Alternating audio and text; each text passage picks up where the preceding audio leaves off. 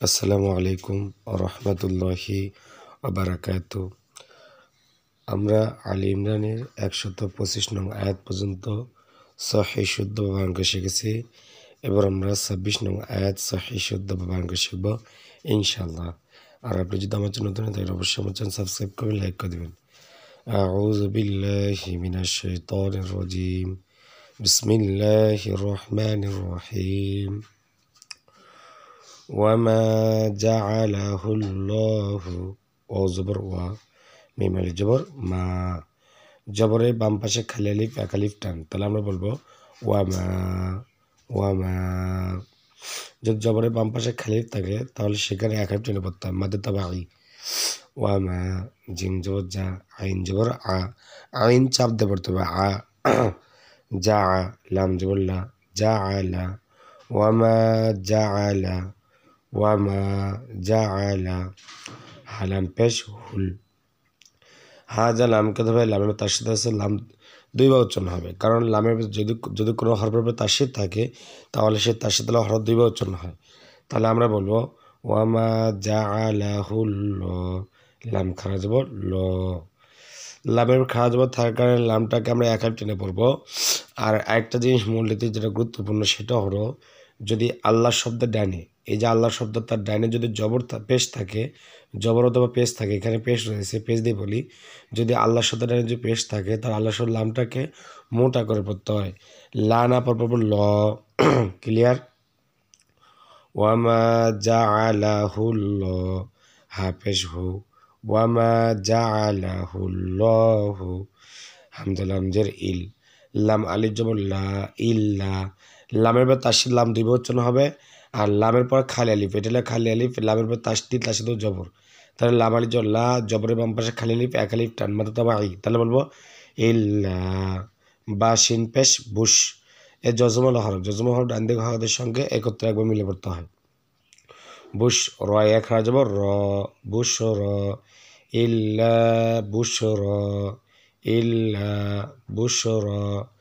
লাম জবর লা, কাফ যা মিমকে দেবে কাফ মিম পেশ কুম, লাকুম ইল্লা বুশর লাকুম, ইল্লা বুশর লাকুম।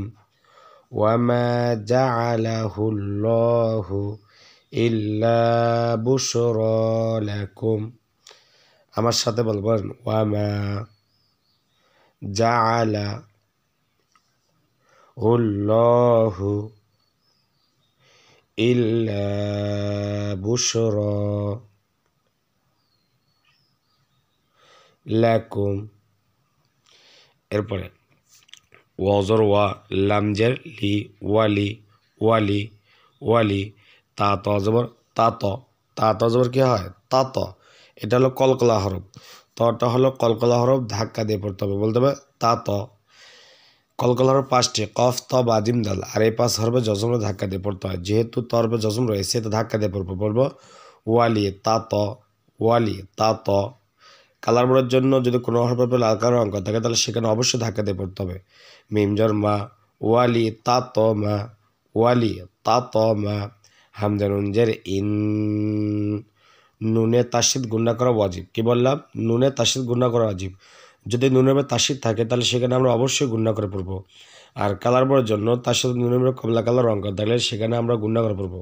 তাহলে বলবো ওয়ালি তা ত মা ইন, নুন জবর না, ওয়ালি তা ত মা ইন না।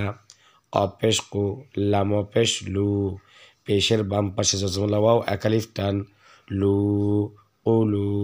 বা পেশ বু, কুলুবু কুলুবু। কাবজা মিমকে ধরবে কাপ মিম পেশ কুম, ইকফায় সাফি। ইকফা সাফি কেন বললাম? ইকফার তো গোপন করে পড়া, তো গুণা করে পড়া। যদি মিম সাকিনে পড়ে, যে মিমের সাকিন রয়েছে এটাকে বলা মিম সাকিন।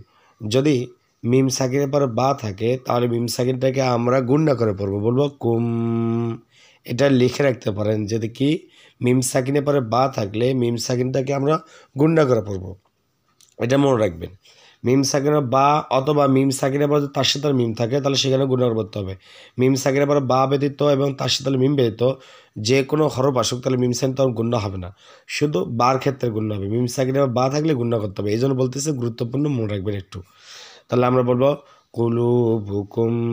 আর কালার বড় জন্য মিম সাকিনের উপর গোলাপি কালার রং করা থাকলে সেখানে অবশ্যই গুণার পড়তে হবে। বাজের বি, হা খারাজের হি, যেখানে খারাজের রয়েছে সেখানে এক আলিফ টান, তাহলে বলবো কুলুবিকুম বিহি। তাহলে আমার সাথে বলেন, বলেন ওয়ালি তাতমাইন্না কুলুবুকুম বিহি। এরপরে ওয়াজর ওয়া মিম নুন জবর মান, ওয়ামান, ওয়ামান। মিম যা নুনকে দেবে, নুনের তাসিদ রয়েছে, নুনের তাসিদ গুণা করা ওয়াজিব, তাহলে বলবো ওয়ামান।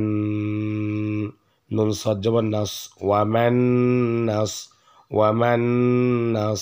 র পেশ রু, ওয়ামান নাসরু, ওয়ামান নাসরু।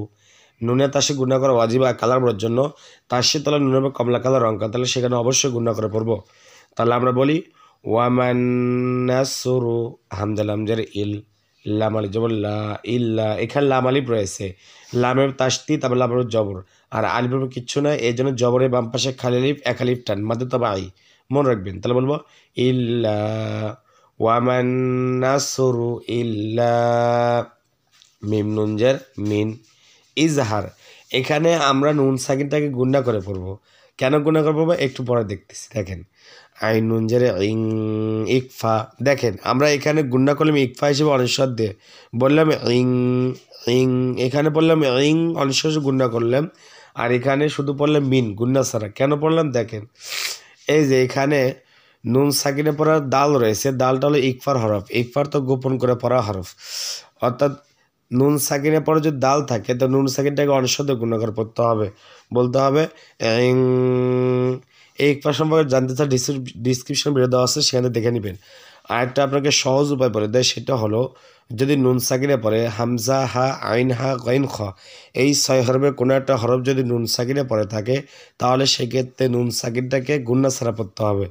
এই যে দেখেন এখানে নুন সাকিন, এখানে নুন সাকিন, কিন্তু এখানে নুন সাকিনটাকে গুণা ছাড়া পড়েছি, এখানে গুণা করে পড়েছি।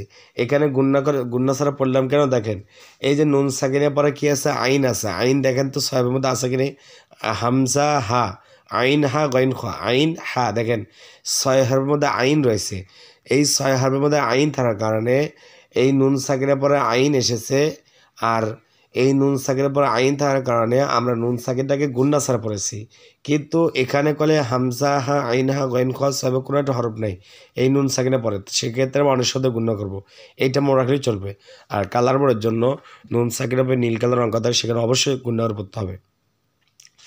ওয়ামান নাসরু ইল্লা মিন ইং, দাল লাম জের দিল, লাম খারা জবর লা, দিল্লা, হালাম জের হিল, দিল্লাহিল, দিল্লাহিল।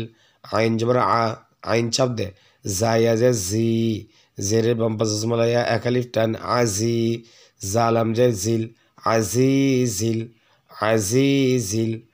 ইং দিল্লাহিল আজিজিল, আজিজিল। জেরের বাম পাশে জসমলাইয়া এক আলিফ টান, মাত্তাবাই মনে রাখবেন।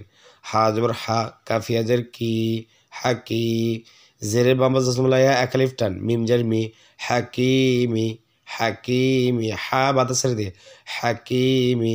এখন তো অক্ফ করি, অক্ফ থেমে পড়ি, তাহলে মিমে সাকিয়ে দেবো, কিটাকে আমরা 3 আলিফ টেনে পড়বো, এটা মাদ্দা আরজি। তাহলে আমরা বলবো আজিজিল হাকিম, ইনদিল্লাহিল আজিজিল হাকিম। আমার সাথে বলবেন ওয়ামান নাসরু ইল্লা মিন ইনদিল্লাহিল আজিজিল হাকিম। তাহলে আপনারা বুঝতে পারলেন কীভাবে পড়তে হবে। যদি আপনার কাছে ভিডিওটি ভালো লাগে থাকে তাহলে অবশ্যই সাবস্ক্রাইব করে লাইক করে দেবেন। আসসালামু আলাইকুম ওয়া রাহমাতুল্লাহি ওয়া বারাকাতুহু।